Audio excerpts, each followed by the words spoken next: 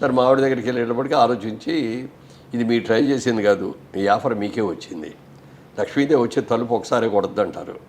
వచ్చినప్పుడు తలుపు తీస్తే ఆ లక్ష్మీదేవి మనకి ఇంట్లోకి వస్తుంది.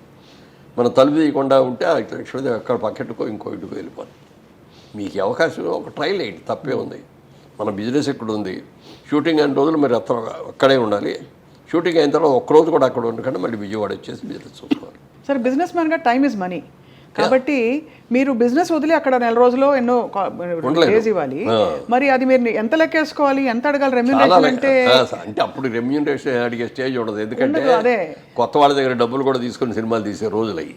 ఓహో, కొత్తగా ఎవరైనా హీరో కావాలంటే ఇది అంటే అందరూ తీసుకుంటారు కాదు, అసలు కొత్తగా ఫస్ట్ టైం చేసిన వాళ్ళకి డబ్బులు కూడా ఇవ్వరు.